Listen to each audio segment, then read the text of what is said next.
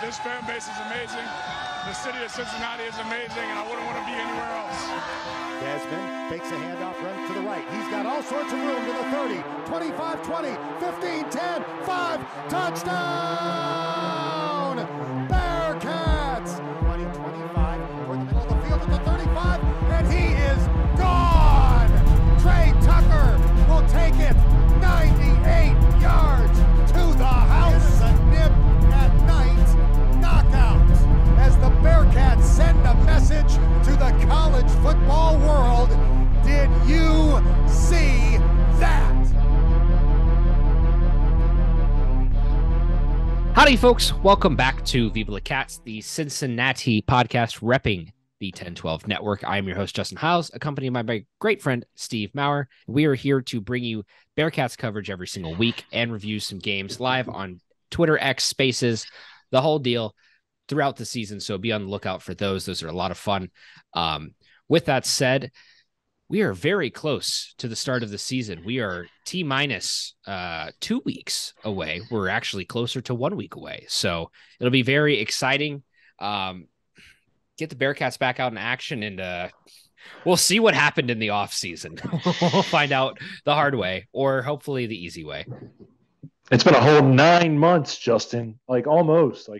It's been way too long. College football has way too long of an offseason. I'm just glad it's back. We got some week 0 games this week, which I will be watching.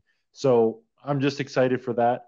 Weird little time in Bearcat land where it's like, school started, so they're back from higher ground, but there's not a game for another week. So they're kind of still just doing practice and stuff. But we're going to talk about a couple things, and then we got a great interview on the back half for you. Absolutely. And to be on the lookout for that interview, it is with our friends over at TortillasNTakes, another 1012 network podcast representing Texas Tech. Remember, kids, it's all West Texas. But yeah, camp, has just about rounded out, and we've got some interesting perspectives coming out of camp. One of the big ones, Drogish, who I think a lot of us seem to be pretty high on, has actually ended up as the third string. So, Steve, how does that make you feel? So that information was from the Go Bearcats podcast. Go check that out. Brandon interviewed Scott Springer, beat reporter for the Cincinnati Enquirer, covering the Cincinnati Bearcats athletic department. I did kind of find that interesting. It seemed like obviously the social team does not have any control over what the coaching staff does, but it did seem a little bit weird that they were pushing out a lot of Drogosh clips earlier this year. We're gonna have to figure out how to say his name. We got to have him say it. I keep messing it up. Yeah. But it was weird though to me, Justin. And tell me if I'm wrong though, that they kept pushing clips with him throwing it to number one guys, with starters, and then he starts out third string. And maybe Brady Lichtenberg is just older and more experienced in college football, and maybe they just don't want to throw Brady Drogosh into the fire just yet. But Justin, like I said, with the clips that were coming out of him and seemingly him doing well in the scrimmage, it was a little bit surprising to see him listed by Scott Springer as third string. Yeah, and I think part of the thing that's most surprising is not even as much as the fact that he's brand new to the team, that Brady's been with the team for 4 seasons now. He's been around the block a long time, and he understands the Bearcats, but ultimately he's had very little playing time. And I mean, that's to no credit or discredit to Brady Lichtenberg, however. But I do find it a little odd because I feel like Drogish is Satterfield's archetype.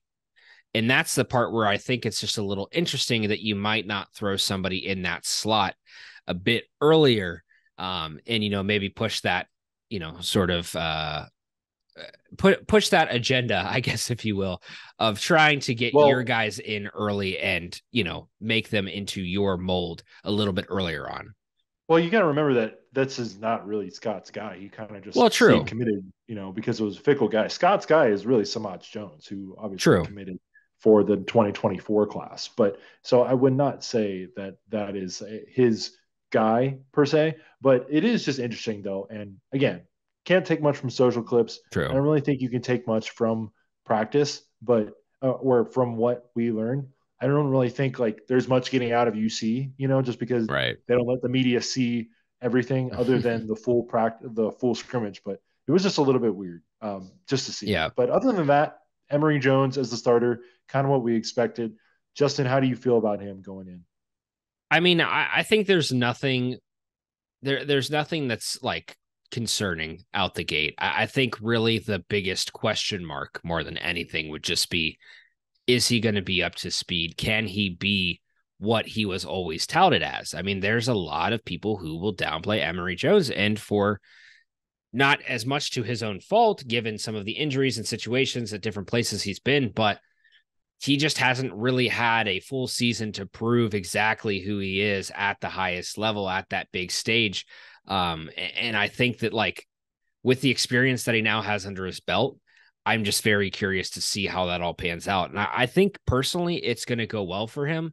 I think it is going to be difficult in the Big 12, but I think some of those struggles that you might see might be on some of the other parts of the ball. And I personally hope, but I also personally believe that Emory Jones by the end of the season will be a bright spot on that offensive side of the ball for the Bearcats. Oh, you're muted. I do this all the time at work, Justin, and then I did it again. Dogs grumbling in the background, but I agree. Good points. Yeah, and ultimately, I think the situation here, just offensively, it's all question marks. Defense, again, we've said this so many times. We know pretty much what we're going to be getting out of that. There's going to be some switch ups with the changes with Brian Brown, some of the defensive scheme changes, but when it comes offensively to that side of the ball, you've got a completely different mind in there with Scott Satterfield. You have a completely different set of players.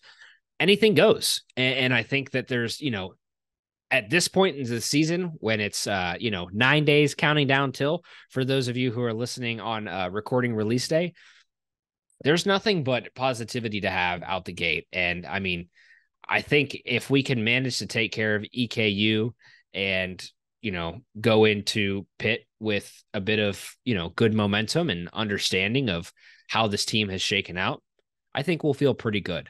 But again, it's gonna take getting those cleats out on the field for the first time under the lights and nip it. Well, I guess it might be an afternoon game. I don't know if EKU is going to be a nip at night game. But regardless, 3:30 kick for that one. Yeah, maybe we can catch a nice sunset. But hopefully it's not like 105 degrees, which is the heat index for the FC Cincinnati game that is happening in Cincinnati, which is very disappointing. And the whole thing is rigged. And I don't know. You can't convince me that Messi was not sent by some high up executive that you've never heard of to Inter Miami by the MLS to foil FC Cincinnati's first season of just getting the shit done. They're really throwing a wrench in the plan, man. Justin, I'm an Arizona guy now. 105 doesn't really seem like that much to me. Yeah, that's fair. But remember, your 105 in a Cincinnati 105 or here in Nashville 105 are very different because holy hell, man. Humidity, all that stuff. Yeah. Remember, it ain't the heat that gets you. It's the humidity. Regardless, that's the situation. FC Cincinnati are they cooked yet? They're not done, but the timer is running on them. So, yeah. They got to get to a nice crispy 120, and then they'll be done. Yeah. So hopefully Did you like they that can. Joke? Yeah. No. 135 jokes, is serving folks. temperature. 135 is serving temperature, Steve. No, 120 minutes, Justin. Well, I know, but 135. Folks, make sure your chicken's at 165 before you serve it to your children. PSA. Unless you want to give them salmonella. Regardless of all of that, we have a question that was prompted today, and we have some interactions from you guys.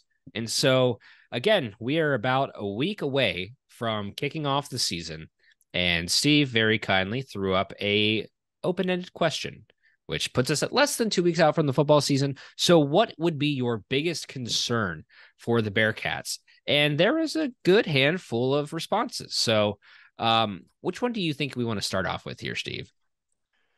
Well, the easy one is not knowing what their away unis look like from at Sats Warrior BYU.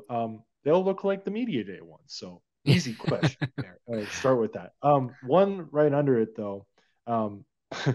I do like this one also from our guy Thick Fan X. So I'm not saying it out loud in an attempt to avoid manifesting it. Yes, karma is real, especially during college football season. But our guy Andrew Ganser at Gantz EAC, how will the secondary hold up against Big 12 offenses? I do think this is potentially a sticking point for us, Justin. Mm-hmm. Obviously, you return Taj Ward, you return a couple guys from the secondary last year, but you lost a lot of guys after 21, had some transfers out in the secondary after 22. How do you feel about the secondary depth chart going in, Justin? The defensive side of the ball, that is absolutely my biggest concern. And that's I think a very good question mark, because it's something where this is another aspect of the team that we're going to have to figure out how up to speed they are. So then when you figure out how up to speed they are, and then you measure that against a whole new conference of teams that you have never played, it's going to be tough. What I will say is I think you're going to get that answer against Pitt in Miami before we get into the Big 12. I think that question is a bit hard to answer right now. But I would say that I wouldn't lack confidence in them. I think with the whole way that our defense has been set up for this year, it looks like it should be pretty smooth sailing. So I would say for the secondary, there aren't any like major like problem areas, but it's definitely just a lot of question marks. And I think against the Big 12, they might get exposed a little bit, but I don't see them being a consistent problem week in, week out. Yeah. So just to give you some more names, obviously, Taquan Shepard, who transferred out last year. But he's gone, but we have Taj Ward, Sammy Anderson Jr., Byron Threats returning. And then we got some guys, obviously, in the transfer portal that we talked about before, but Jordan Young, who is coming from Florida, DJ Taylor from Arizona State, Deshaun Pace as well, but he's going to play more of that star position. Right. He's not really going to be as much in the defensive secondary right now.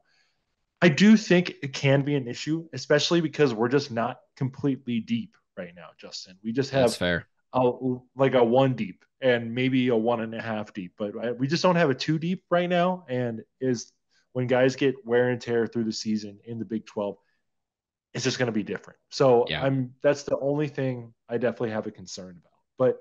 But I do want to move on to another one real quick. Our guy Wheeler Renfro at _the wheel deal.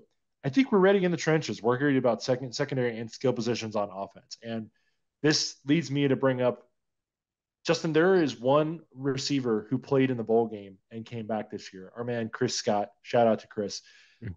There's a lot of turnover there. There was talk that even we lost another one in training camp, although that has not really been followed up as of yet. But, Justin, I think that is something else to worry about, too, just the lack of depth in the offensive side on the wideout position. This whole season is question marks. We have nothing to really give this is conclusive evidence that says this is how this will be. It is a very confusing time to be a Bearcat without having those specific answers that we're going to get right out the gate in coming through the offseason, because again, these guys, we don't know. We know some of these guys, but you look at a guy like I can never say it right. It's Meteor. Shimon Meteor. Yeah. Meteor. Yes. You can hope that for that skill position there, you can hope that he'll be able to scale up. You can hope that he'll be able to, work it a bit to where he can sort of jump in the place of a Lenny Taylor, of a Josh Wiley, but you don't know. You don't know. You would expect that could be a possibility, but when it gets to the wide receivers, we're banking on the production that they had before, and we're banking on them getting better than they were the year before that. So it's again, I think all those concerns are definitely valid. Yeah. We do have a deep receiver room. It's a lot of transfers. You got Xavier Henderson, Donovan Ollie, Aaron Turner. There are definitely some guys within that room, but again, it's just the lack of depth, the amount of guys that transferred out. I'm really trying not to be negative, folks, but just I listen to obviously I'm a college football junkie, listen to a lot of college football podcasts. And people keep telling me these things and I'm like, damn, did I really just overestimate us this year? So, I'm trying to go in with the mindset of underpromise and overdeliver. I don't really want to say that we're going to win a bunch of games this year because there's obviously concern there. Unlike our guy UCF Mike from Sons of UCF, who's like, if we are a losing record in conference, I will be upset. I'm not the same way. One more, Justin, that I do want to read from Left Josson at JeffMan2421. I'm worried about production. We have talent all over, but last year we had a coach who wasn't all in on the team. Lots of players gone, completely new staff. Not to mention tougher conference. I think they'll improve after a few games, but I'm definitely nervous. Yeah, I mean, that's we feel you, man. It's definitely like it's a tough time to really be able to evaluate where we sit and where we, even going forward. You look at some of the so far what we've got for the 2024 class. You don't know exactly how you're going to shake out. You can expect that some of the rest of the Big 12 recruiting is going to start to catch up, start to lap you.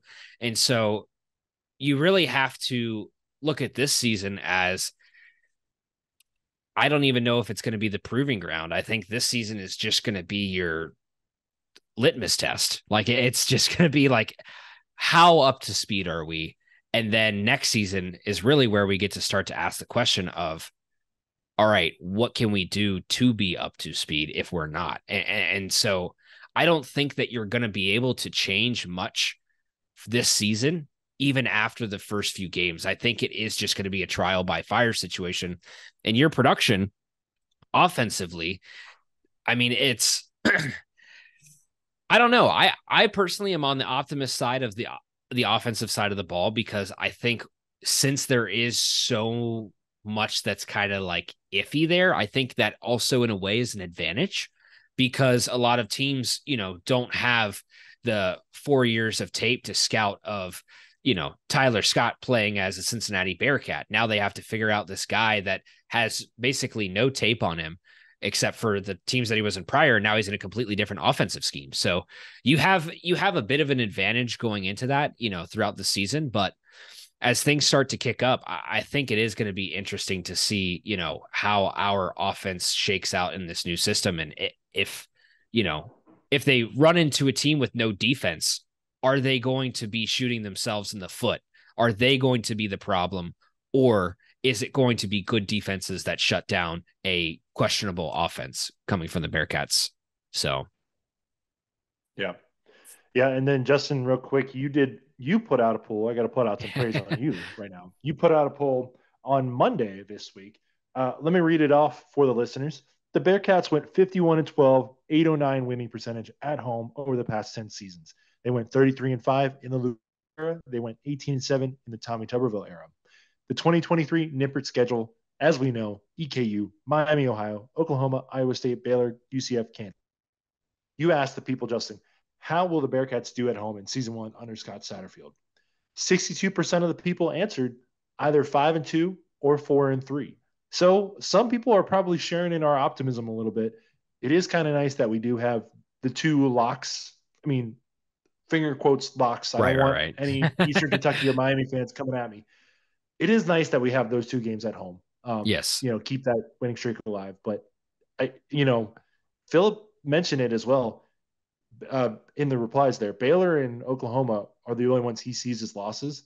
I'm not really as high on Baylor as he is, but there is some winnable games there. The Iowa State game becomes more winnable by the day as the seasons come out for those players. What did you think about that poll, Justin? I mean, I would definitely say, like, if I'm voting personally in that poll, I'm putting myself in the exact same spot. I will say there was an impressive amount of optimism in the near 20% of you that said 7-0 or 6-1.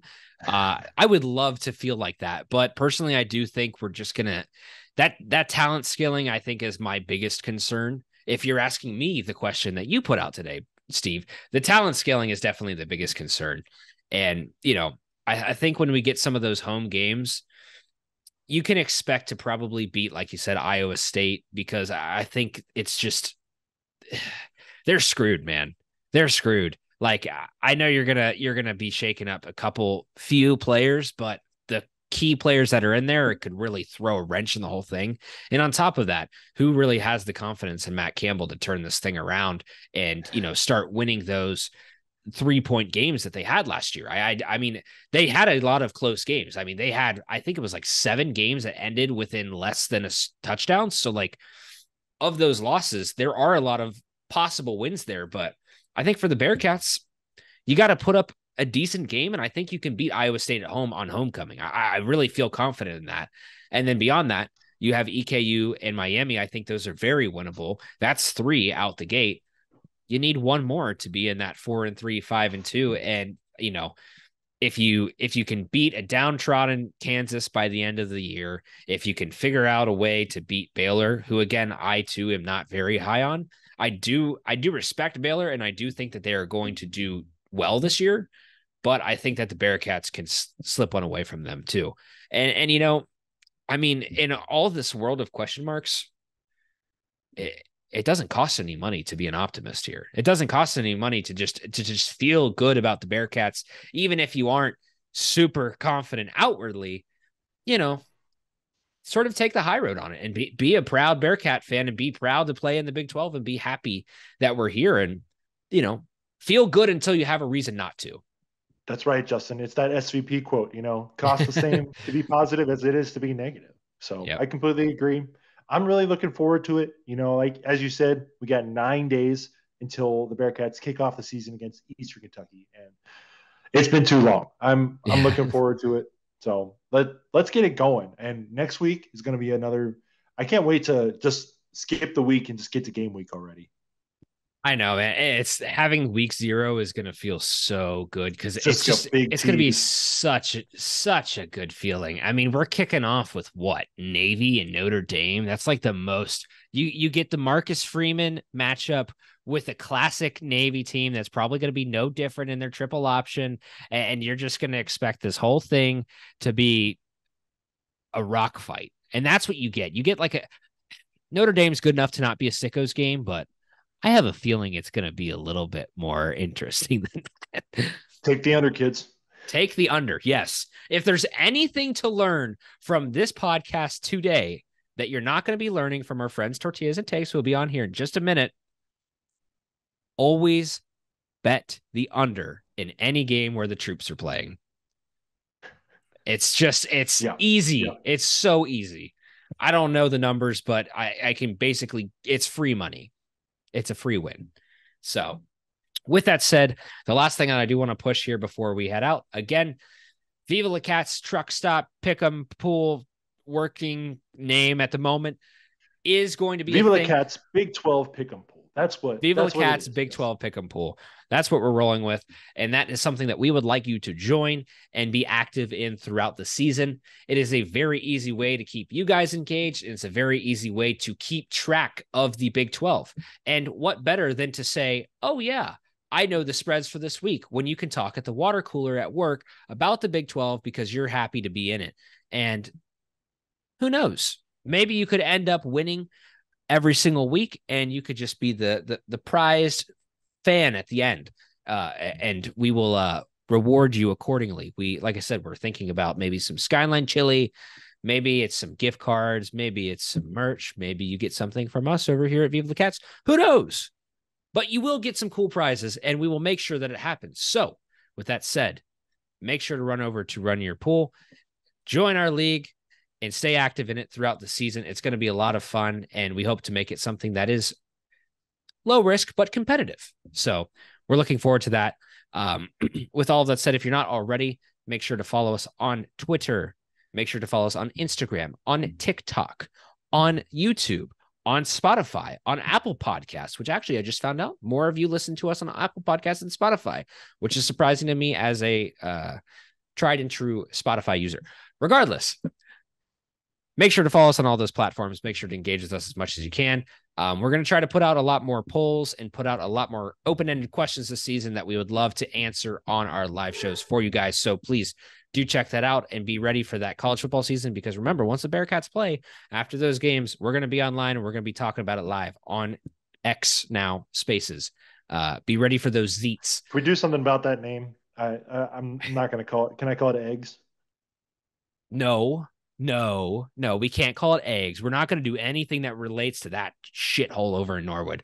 It is going to be Twitter, and we're just not going to adopt a new name. How about we say that live on air right now for the entire rest of the season? You guys know what we're talking about.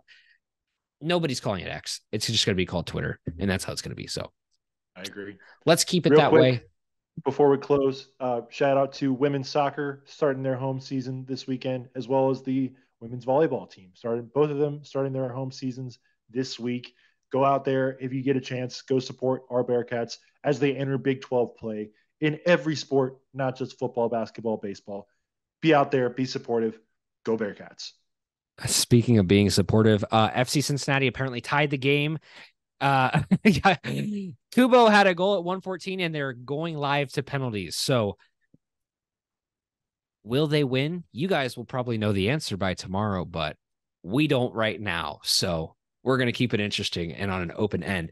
So again, enjoy this episode, the rest of it with Tortillas and Takes. Good guys from Texas Tech. It'll be a lot of fun. Another 10-12 network rep there. So thank you guys for listening this week. It's been a pleasure talking to you. We're ready for football season, baby. Go Bearcats. Go Bearcats. Welcome back to, I guess, the fourth stop now of our Big 12 truck stop trail. This week's guests are from Tortillas and Takes, podcast covering Texas Tech athletics and covering everything basically throughout all of West Texas. These guys are great, and we're very excited to have them on. So without further ado, I'm going to let them introduce themselves, give them their ats, give out their, Twitter, other handles, and then we'll go ahead and get started. So what's going on, everyone? This is Albie Shore, at Mr_Albie Shore on Twitter, and all various, IG, X, Threads, Blue Sky, Spill, all that stuff. I'm all there. We're also TortillasNTakes, letter N, because the app formerly known as Twitter that likes character restraints on your at names. So TortillasNTakes, but follow us on there. Follow us on Instagram, things of that. I'll let my co-host introduce himself there, but yeah, that's me. So that's your boy Albie. It's your boy Albie, and this is the People's Champ. That is Jeremy Gillen. You can find me on Twitter at Jeremy Tweets, and it's not the regular spelling of Jeremy because my mother hated me. It's Jeramey. But that's the least of my worries as a Texas Tech fan. So I guess we'll get into that one. Yeah. Well, welcome to the show, boys. We appreciate you having us on. We have some red and black brothers and a couple. We used to be Under Armour, and you guys are still carrying the Under Armour flag. So there's a few similarities there. But first off, I wanted to extend a peace offering because our friends down at Central Florida, they came in a little bit hot when they were joining the conference. So we wanted to ask you, what are some things to do in Lubbock when the Bearcats eventually will visit? We are excited about going, unlike them.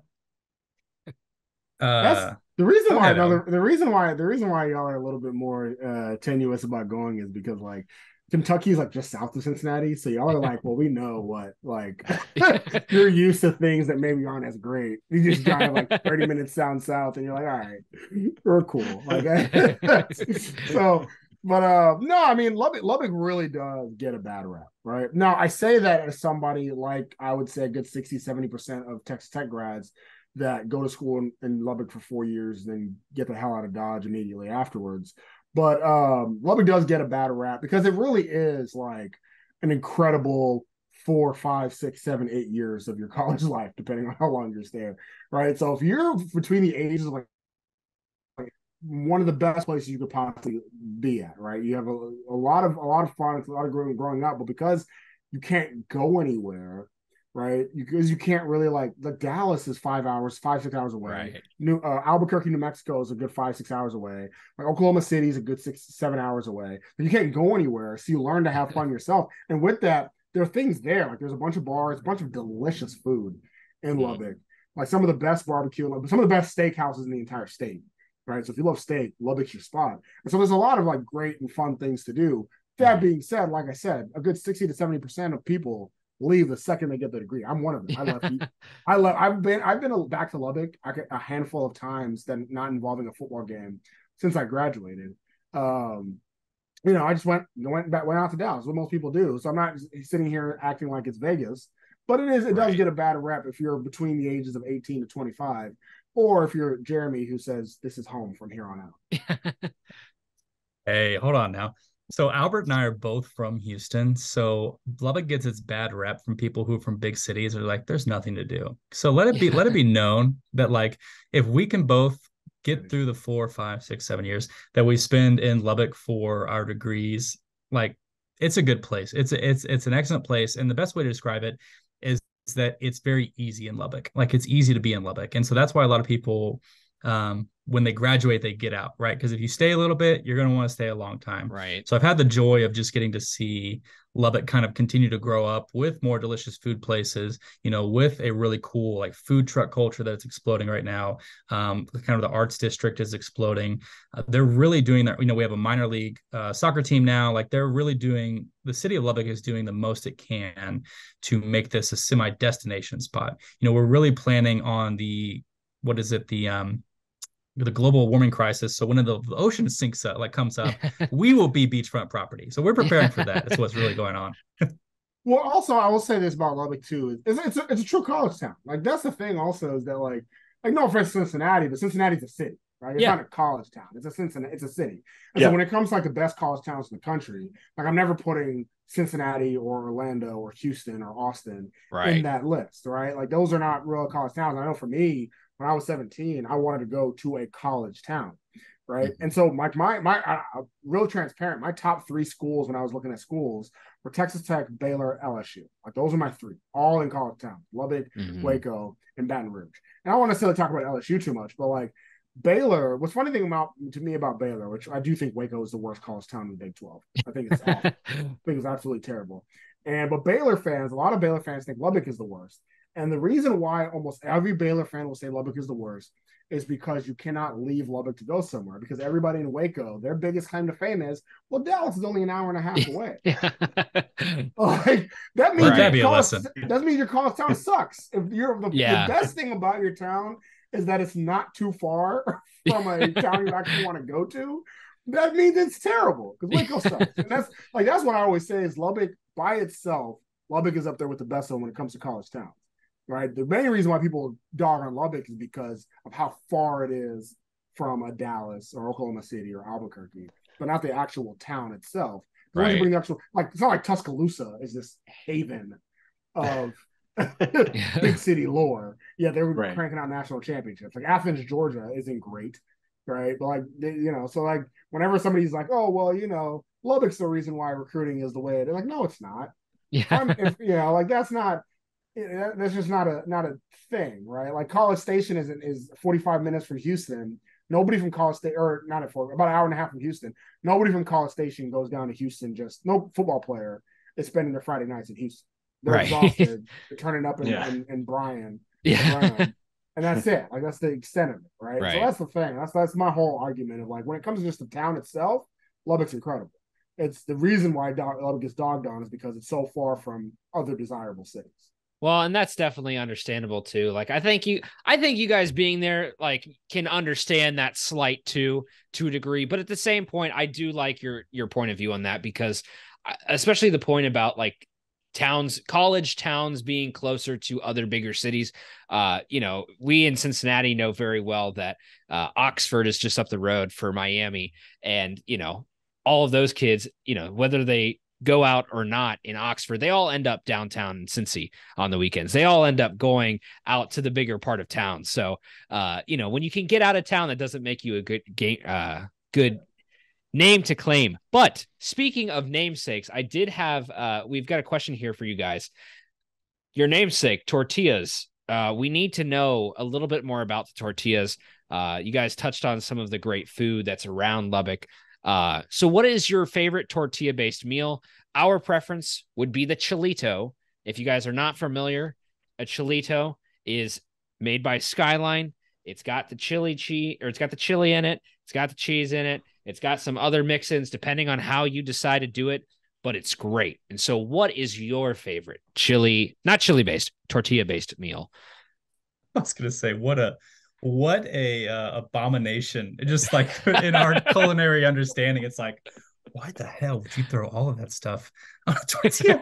I'm gonna steal this one. Sorry, Albie. Fajitas are my favorite tortilla-based meal because fajitas are from the great city of Houston, from a place called Ninfa's. It was one of the best places eating growing up. The invention that came from there. So I'm a fajita guy.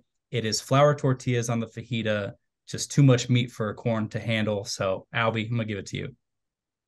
I love me a good enchilada. Dude, I love me some good enchiladas. I will say, honorable mention though, and not enough people. Two honorable mentions actually.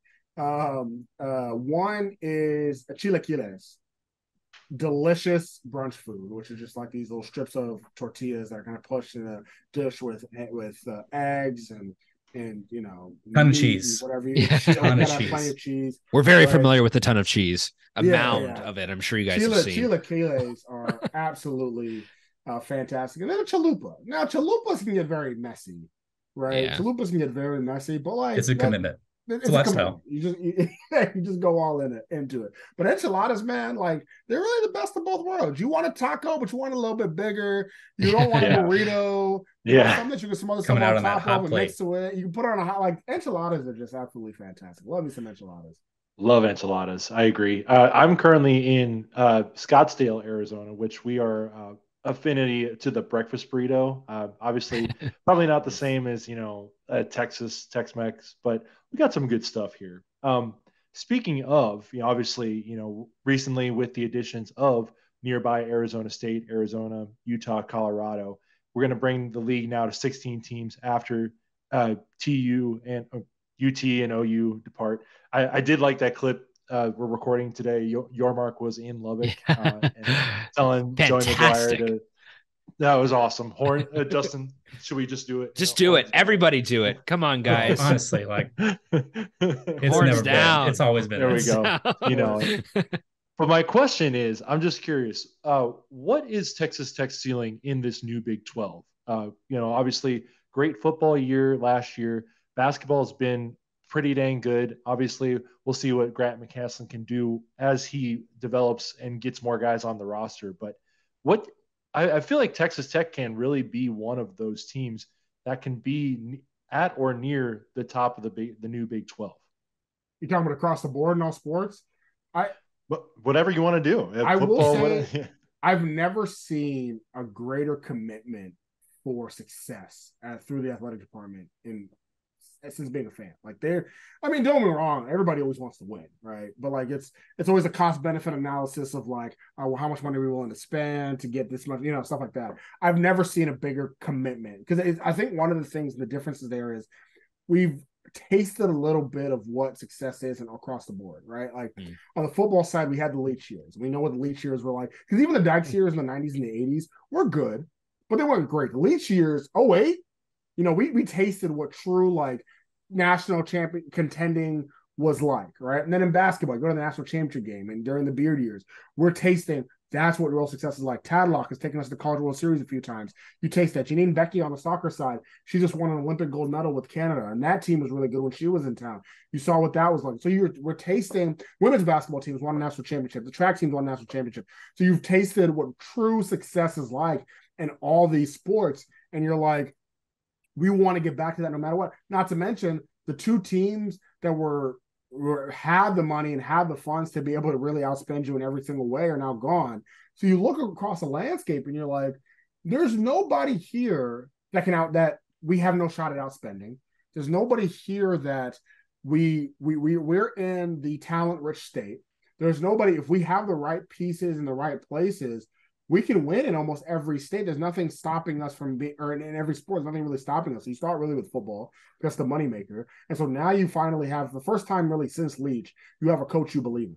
You have a coach that you feel like can take you to that next level, can actually recruit that talent-rich state, because really none of the coaches, except for maybe Tuberville, was able to recruit Texas. Kingsbury definitely wasn't. Wells wasn't. So you have a coach that's able and willing to do that. Basketball side, you've tasted it with Beard. Adams didn't work out, but you kind of hire a guy that I know a lot of people in house think McCaslin reminds them of McGuire. And so you have a guy, you're trying to strike that lightning in the ball. Once McCaslin actually been successful in Texas at UNT already, at North Texas already. So you have that. Tadlock's already a guy, he's still here. So, but it's just you finally across the board say, okay, well, Oklahoma and Texas are gone.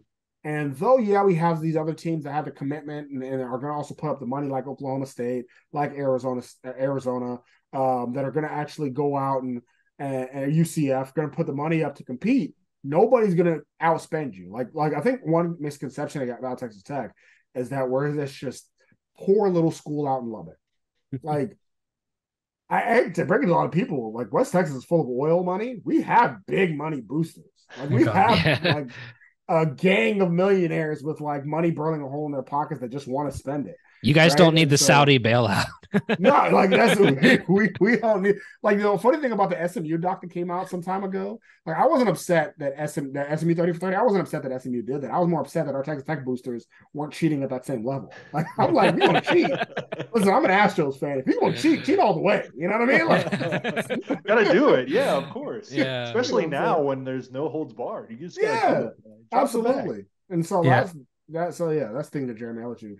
Yeah, just to hammer it home here, like our athletic director, Kirby Hocutt, he is business first. Like for him, he's not a Texas Tech alum. So for him, it came in and he's like, I'm going to do everything I can with this university from a business perspective. And like the issues that he's had that we talked about on our podcast across the years that he's been here, they get eclipsed a lot, for better or worse, with the monumental achievements that he has made Texas Tech money and getting Texas Tech in position. And for what position, we weren't sure until this whole realignment thing became a reality. Now, when you have UT and OU, which have been like pressing the Big 12 under their thumb, they thought, hey, your conference is crap now that we're leaving. Sucks to be you. You get a guy like Brett Yormark coming in and says, not a problem. I'm going to go grab everybody else that I feel like can make this a competitive league and not just this SEC where we pretend it's tough from top to bottom, but Texas Tech has beaten two of them back-to-back years. You pretend like it's really big and tough league, but it's like two or three real competitors. The Big 12, the new Big 12 is going to be fun. And so Kirby Hocutt wants to set up Texas Tech where we are, kind of give it a launching point to become that new like powerhouse in the Big 12, the team that you have to beat if you want to get the conference championship. Like that's where our mindset is as a university. And real quick to just jump on that, I think it's everybody's mindset, right? Like I feel like Oklahoma State, Baylor, K-State, like I think TCU. It's a hungry hippo situation. It's a mad dash. Like I think everybody realizes that Oklahoma and Texas are gone, and I don't know if necessarily the freshman four feel this way, but like I think everybody else, like with those two gone, somebody's going to replace them, or at least a gang of team. I don't think there's going to be one team that's going to replace Oklahoma as the big dog in the conference, but there will be a gang of teams. Like if you look at that's like that in every conference. Like you look at the SEC, it's Alabama, it's Georgia, it's LSU, right? That are at the top of that conference. Big Ten, it's Ohio State, Michigan. Even the Pac-12, what's left of the Pac-12 before that crumbled, it was USC, Oregon, right? And so like now there's this dash of we don't know who the top dog is going to be. Yep. TCU took the first swing. Like TCU went to the national championship game last year. They were the first ones to really take that first swing of saying we're here. And so who is going to join TCU? At this point, TCU's there. Who's going to join them at the top, right? Will TCU fall off? Who's going to continue? And as we look, one thing I've been doing, I'm not a huge recruiting ranking guy, but I think as of right now, that's just the biggest teller of what the new conference is going to be like. And it is good to see that Texas Tech starts off with an 8-win season. This year, they're already kind of viewed as a top 5 team in the conference to start the preseason. And then, if you look at the recruiting rankings, we're right now sitting either first and second in the conference for most recruiting rankings for 2024. And then we're also in the hunt for a lot of big names for 2025. And that puts us at a good spot there. Yeah. I mean, you made a great point there too, about just how a lot of other conferences are very top heavy. Even where we just came from in the American, that is a very top heavy conference. And similarly, to the Big 12, they're also going to feel that this year when it's going to be, no bars held. We're just going to start throwing punches and see who ends up last man standing. And I think it's really, a cool perspective for us being one of the new teams is maybe it's not a cool thing. Maybe it's more just stressful than anything, is we have zero fucking clue where we're going to be. We have no idea where we are going to end up in this conference at the end of the season, because we have a brand new coach. We have a decent amount of returning players from our starting lines, but ultimately it is just a total toss-up. And so, for us looking forward to the future, it's kind of like that is the bell mark, because this year it's just going to be, anybody's game. And we don't know where we fit into that. And of course, a lot of the media polls have definitely downplayed Cincinnati. Steve knows this just as much. We have been crapped upon by every single media outlet, because this situation is understandable. You have a new coach coming in. They don't expect you to do well. And then on top of that, you have to scale up to an even higher level of talent than you're used to playing year in and year out. But I also think that there is a wide open door, not only this year, but next year. And I don't know. Personally, I think Texas and Oklahoma would be motivated to actually perform well this year. So it's not like, oh yeah, get out the door and kick you in the ass on your way out. And they want to go out as the top dog. But realistically, as we've said on multiple other, episodes, there's nothing there to prove to me that is going to be different this year than it was last year. And so for you guys too, being at, I think you were number 4 in the media poll. I think there's a lot of validity to some of these other teams starting to clog up the top of that ranking. And it's going to be, a dogfight in the middle of the conference. So with that said, to your point about Texas and Oklahoma, so last year we had another person from Cincinnati media, from the Bearcat Journal. He joined us, and it wasn't just him. We actually talked to everybody from the freshman 4 coming in as far as how they felt going in, right? And so Cincinnati, Houston, and UCF, 3 schools. I remember all 3 of y'all. I remember this. All 3 of y'all were like, "We got to leave AC on a high, so we can jump into the Big 12 on a high." And I think I agree with you. And the Texas and Oklahoma are feeling the same way, especially for Texas. This is the best team they've had since 09. And I've said it a few times. I said it to the Longhorn Public Podcast, that this is the best team they've had since 09. So for them, they're like, this is it. If we can't win the Big 12 this year, we're not ready for the SEC. Right. And for Oklahoma, they're also like, man, we just had the worst year we've had in over a decade. If we don't improve this year in the Big 12, we're not ready for the SEC. And so it's kind of that same thought there. Yeah. And that's, kind of one of those things where I think, for you guys, I'm really curious to see how that turns out as a team that is hot right now and a team that is able to sort of take those reins, because you can imagine TCU, Kansas State, they lose a decent amount of players. And so you're not sure what their return, their ROI is going to be from last year going into this year. Whereas I think you guys return a decent amount and you're going to have a bit more of an advantage going in. So if I could ask you this straight up, Cincinnati is at 13 in the poll. Texas Tech is at number 4. We've got 14 teams this year. Where do you think Texas Tech and Cincinnati shake out at the end of the year? And then if you could give me a record for Texas Tech. Jeremy, you got it. No, Albert, you start this thing off, man. I love your input, because I know if I go first, you're just going to flame me and then say the same thing. I'm going to flame you anyway. See, that's why you want me to go first. You can just jock off on what I'm about to say. Guys, I don't know why I keep doing this. Go ahead, Albert.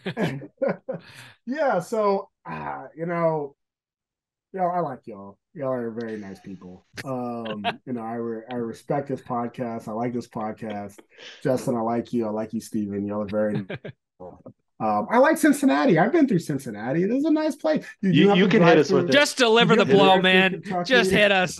Come on. Stop wasting time, Albert. We're on a 40-minute limit. Don't soften us up.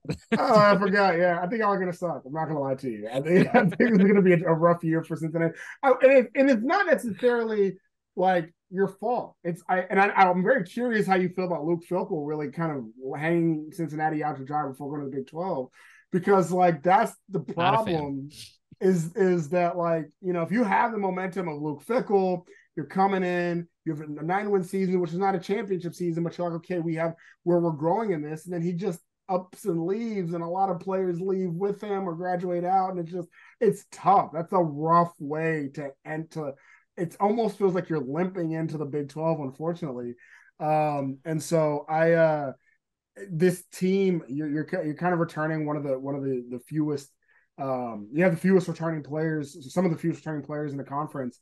I think this is going to be, where I was talking about it before. I think in the Big 12 this year, we have an upper class of 5 teams, a middle class of 5 teams, and a lower class of 4 teams. And unfortunately, I think Cincinnati's in that lower class. I don't think you're going to go to a bowl game this year. I do have y'all at about, I think 4 wins.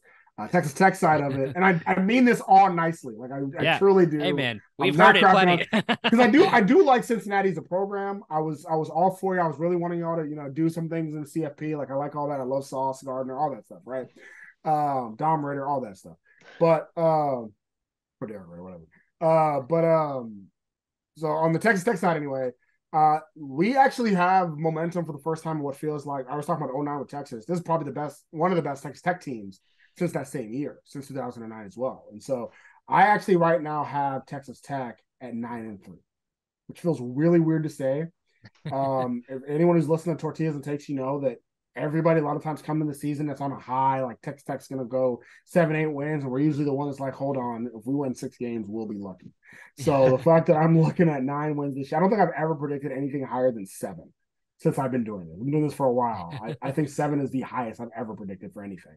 I mean, even 7 didn't feel right, but I have us at 9-3 right now. The Oregon game is going to mean a lot early in the season to see where we're going to wind up. In that game, that end of year game against Texas, that's going to be a tough one. It might be the winner of that game going to the Big 12 championship game.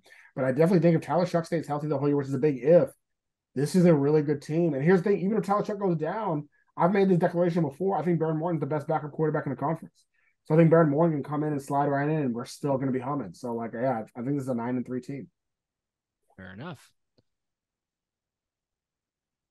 I'll skip the pleasantries. Excited about the future of Cincinnati. You guys got totally boned, and I will never be a Wisconsin. Every time I see Wisconsin come up on TV, I'm just going to say boo, for y'all's sake. No, it's a learning curve. You guys are going to learn what it means to be in the Big 12. Not that it's some like superior this, that, and the other. It's just different, and it's just going to be a different pace. It's going to look different. A lot of teams that are coming into this are kind of experiencing a different pace of play, and not just one week, but like every week. Every week you're facing a quarterback who can run and gun on you. Every week you're facing a defense that's pretty terrible. Every week, you're going to have a receiver break off 300 yards, and you have to be okay with that. You got to be okay with that. It's the Big 12. So I do have you guys kind of in that bottom 4 that Albie's talking about. In the bottom 4, though, I'm on talent alone and just kind of sheer willpower. I think you guys will shake up to be the top of that, which is not it's not a compliment at all. But with the other 3 teams that we're talking about, like, you guys aren't that bad. So, well, at least you don't have like half your team gambling for you to lose. So that if you can just helps. Take a hint of who that is. So let me just give you guys some like advanced storylines here that I've kind of dug up just for this sake. 1954 is the last time that Texas Tech football won an outright conference championship. We were 3-0-1 tie to win the Border Conference back in 54 when you played only a couple games a year. We have shared, I think, 2 Southwest Conference titles. The only 3 teams that we've not played for a Big 12 championship is Kansas, West Virginia, and Texas Tech. Texas Tech has had only 9 winning Big 12 seasons in 27 years of being in the league so far. Sucks. So not a lot of energy and momentum coming in. Of course, we've had a historically ferocious. I'm just blending a lot of terrible words together. The worst defense ever to walk the earth for college football. It's been Texas Tech for a number of years. It's just not been an ideal football program. And there's like these delusions of grandeur that come from like 2008, and we made Texas miss out on the whatever BCS. But the reality is that it's just not been good. Now, you have Coach McGuire come in, who has no head coaching experience outside of high school. How could he ever? How could this guy ever, coach at a Division I college, blah, blah, blah. But McGuire took all of that, absorbed it into his incredible, like, ball of energy that he is. And in his first year, he pulls off the first winning conference season since 2009. He's the first time that we beat Texas and Oklahoma back-to-back, or in the same season since 2009. It's the first time that we finished the season with 3 victories to end the season in a bowl game victory since 1995. We have one of the best recruiting classes that we've had in a long time. You have a lot of momentum. You've got hundreds. You've got not hundreds, tens of millions of dollars being poured into the program. There is so much momentum for Texas Tech right now. that the iron is as hot as it's probably going to be in the next 5 years with all the returners that we have coming back, with just all the storylines that are going on. If Texas Tech is going to make a run for the Big 12 championship, it's this year or we'll see in like 5 years. So for me, like I'm also on the 9-3 train. I do think the Big 12 is kind of shaken up into a really interesting season because we've had all these new teams coming in. Like we don't get to Oklahoma doesn't get to play us this season, I should say, because now they're going to go up the SEC and we beat them last, and that's what matters. So we hope to really that last game, that Texas game on the schedule is what everybody's looking at. Albert and I have talked about it before, like, that Oregon game is going to mean a lot, but we've shaken up the rest of the season, win or lose. That Texas game is going to either probably keep them from the Big 12 championship or get us into the Big 12 championship. And so there's a lot riding on this season for Texas Tech. I think we have the 17th toughest strength of schedule this season. So it's a really big one for Texas Tech. And I think Coach McGuire's kind of ready to take that step forward. Yeah, absolutely. Steve, I want to have you round us off with our final question here and send us off into the sun. We've got a few minutes left. So, well, just because of that, it's not really a question. It's more of a statement. I am just glad that neither of us will ever have Tommy Tuberville around at all ever again. So I'm really I'm kind of sad that guy's ever going to be associated with UC again, as I'm sure you guys are too. But let's just be happy that we don't ever have to worry about him again. And I think we can all just bury the hatchet now between your fan base and us, if there ever was one. And now we can just sing Kumbaya in the Big 12 together. Yeah, unfortunately, he's a U.S. senator now, so we still got to deal with him somehow. So it's worse. Somehow it got worse. Somehow it's worse. There was a little, not from us, but there was some Texas Tech beef against them, or like a small little distaste for Cincinnati just because of how that whole thing went down. But I think that distaste quickly went from the University of Cincinnati to, oh no, Tommy Tuberville is just a dick bag. Like that's really it's just I'll tell you this. I'll tell you this is a really quick and it's like a 20-second insight. I walked onto the team in 2011 by the grace of Sonny Cumbie. Tommy Tuberville had the hardest time remembering players' names. Like if you got a head coach who can't take the time to really remember players' names, that guy like a tool bag, just total tool bag. Jeremy's telling me he had trouble remembering his name. He was like, "Who's that? Gilliland? Who's that? Nobody. I can't read that. He's not playing. Get him out of here."